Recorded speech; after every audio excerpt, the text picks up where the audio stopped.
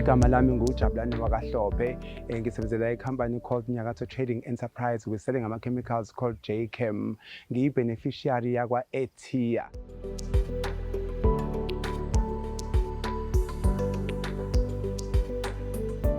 Okay, first and foremost, I think ngaqala ngokuthi ngifunde ukwenza ama-chemicals.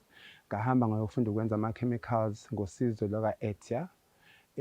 Ngabuya manufacture ama-chemicals ngadayisela several companies engabala big brands engeke ngize ngithanda ukwasho njengamanje, but-ke yiwo okwenza ngabona ukuthi ku-possible ukuthi le business ngiyenze futhi ikwazi ukusustaineka. So siqalile-ke ngo-2017 sibe nama-challenges amaningi, kodwa saba-overcome ngokuthi siqhubeke nevision yethu ngoba besazi ukuthi uma ngabe kumele masikhule then kumele masifunde whether kuma-weaknesses ethu or sifunde mhlawumbe kuma-shortcomings wethu, but we were learning all the way. Okuhle njengathi ukuthi asi-give up-anga, si-create i-product that is so amazing, so strong, and people are loving it.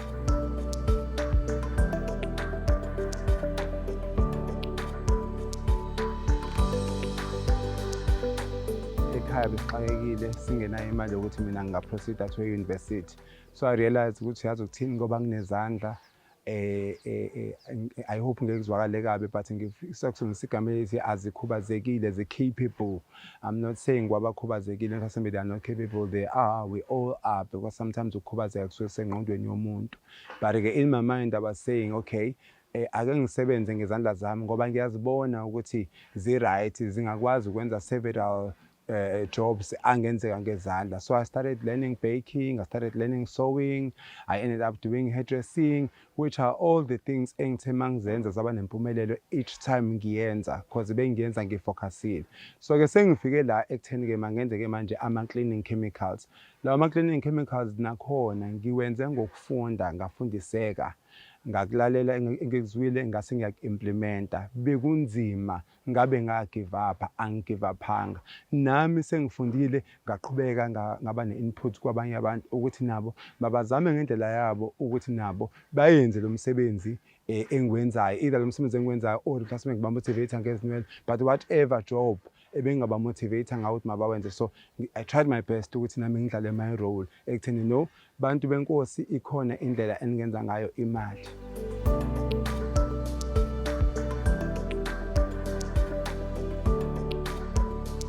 U-Etia ungisize ngendlela eziningi, yiwo ongi-assistile ukurejista ikhampani.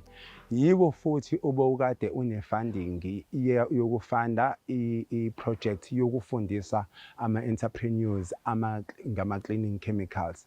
So they did that in association with abo-partner babo abahlukahlukene ukuthi bakwenze lokho kube i-success. So they were offering, I think it was a 2 weeks training course, yes, but thereafter with me ngoba ngakhombisa ukuzinikela with their service provider, ngasebenzisana ne-service provider mhlawumbe for about 6 months after that to ensure ukuthi i-product yami remains strong, i-quality, i-solid, i-consistent, yabona, nanokuthi sikwazi ukudetermine i-direction ikhampani yami ekufanele ihambe. So mina ngazi-avail ebantwini abama-professionals ukuthi bang-assist, ngangasaba ukusho ukuthi ngilekha la. So kwabalula-ke ekutheni umuntu one-skill ekutheni mhlawumbe engabe ukwazi ukudizayina kahle i-branding, ahlale nami phansi angizwe ukuthi mina ngiplana ini, abese ya-presenta to me ukuthi ayini ubona ukuthi singapresenta kanje le branding. So yonke into engiyenzayo after ngimanufacture ama-chemicals sihlalele phansi sayiplana so that i-brand development yethu ibe ngale ndlela ukuthi i-brand yami ayibi kwi-shadow of other brands which are big in the industry, ithatheke njenge-fake.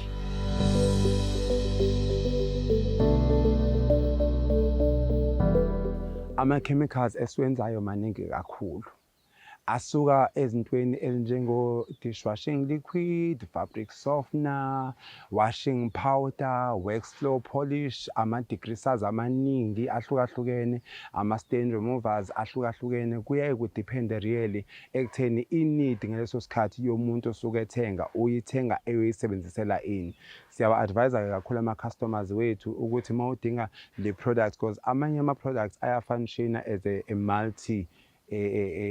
multi-product okwaziyo ukuthi uzokwazi lasima uklina o-carpet, uzokwazi uklina o-soft, uzokwazi uklina ne-bedding futhi nga-one chemical. So ama-chemicals are very very strong and good for zonke izinto ekufanele zenzeke kwi-household.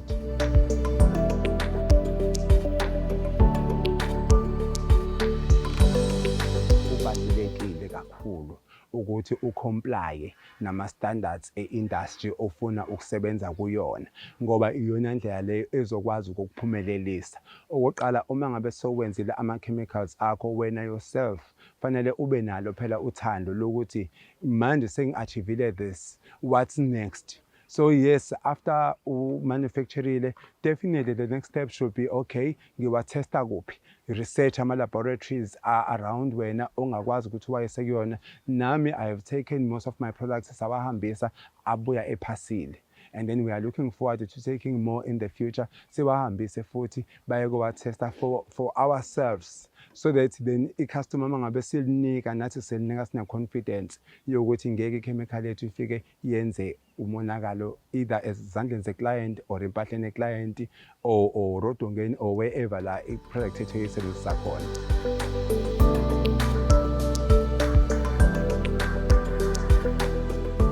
Okay, uNext Billionaire now uyidlalile i-role ngoba I think it was a year before last or it was last year, I can't remember the year as such, but bayithathile interest ekufind out more about the products engiwathengisayo, and then ngangena kwi-competition. There was good exposure for my business, but right now I'm working with iDwala, which is a good mining company ekhona khona la endaweni, okuyibona ngokubambisana nabo bakwazile ukuthi beze nabo bazo-assess umsebenzi wami ubamangaze, because at the end of the day we aim to impress as thina siwu-JChem or siyiNyakatho Trading Enterprise.